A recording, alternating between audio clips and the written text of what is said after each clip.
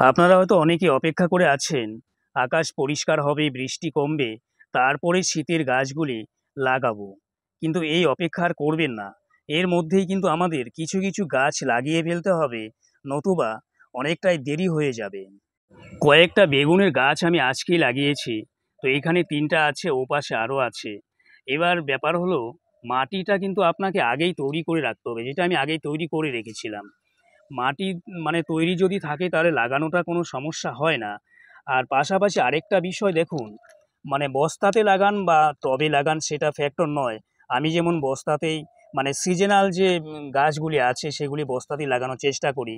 তো লাগানোর সময় যে বিষয়টা এখন আপনাদের বা আমাদের মনে রাখতে হবে, মানে নজর দিতে হবে, সেটা হলো ড্রেনেজ সিস্টেমটা কিন্তু ভালো রাখতে হবে। আর ড্রেনেজ যদি ভালো থাকে তাহলে বৃষ্টির জল পড়ার সঙ্গে সঙ্গে ড্রেনেজ দিয়ে বেরিয়ে যাবে, এতে গাছের কোনো রকম ক্ষতি হবে না। একটা বিষয় বুঝবার একটু চেষ্টা করুন, আমরা যারা বাগান করছি প্রত্যেকের কিন্তু নিজস্ব একটা চিন্তা ভাবনা আছে, এবং সেই ভাবনা চিন্তা থেকেই আমরা মানে অনেক কিছু নতুনত্ব শিখতে পারি। যেমন এখানে গাছটা লাগানোর পরে মানে চারপাশ থেকে মাটিটা এনে ঠিক ওপরের জায়গাটা উঁচু করে দিয়েছি। এটা আমার ব্যক্তিগত যে মানে ভালো মনে হয়েছে সেটা আমি করেছি।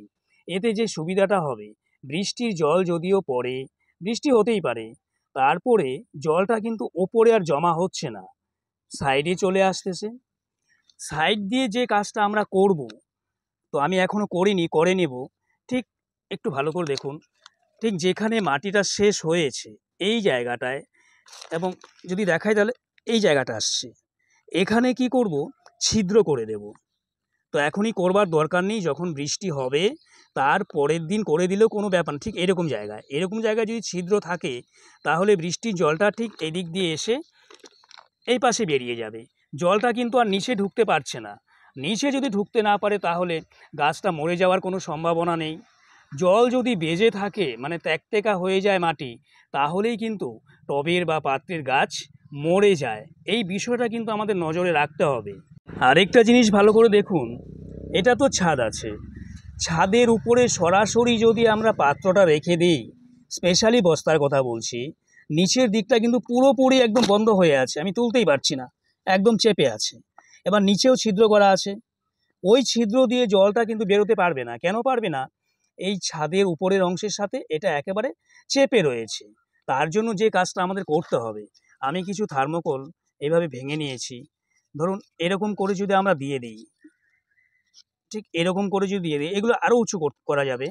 এইভাবে যদি দিয়ে দিই তাহলে বস্তাটা যখন এর উপরে বসাবো, দেখুন বস্তার নিচের অংশটা কিন্তু এর সঙ্গে ছাদের উপরের সাথে লেগে থাকবে না।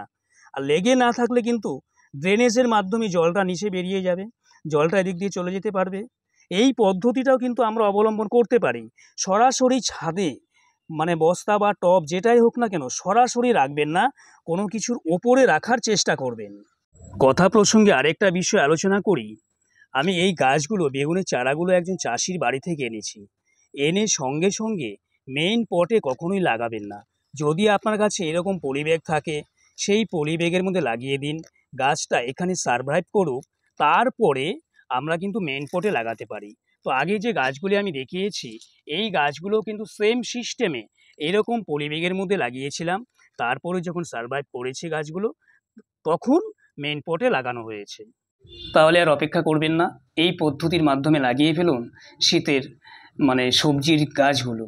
বেগুন, তারপরে চাল কুমড়ো আছে, মিষ্টি চাল কুমড়ো এখন লাগানো যায় না, মিষ্টি কুমড়ো, শীতলাউ, এই জিনিসগুলো মানে লাগিয়ে ফেলা যায় আমি মনে করি। তাহলে কি হবে, তাড়াতাড়ি আমরা ফলনটা পাবো, আর মরে যাবে না। যে পদ্ধতি বললাম সেই পদ্ধতিতে যদি আপনি গাছ লাগান তাহলে মরে যাবে না। তো ভালো থাকবেন সবাই, সুস্থ থাকবেন, আর ভালো লাগলে চ্যানেলটা প্লিজ সাবস্ক্রাইব করে সঙ্গে থাকবেন। সবাইকে নমস্কার।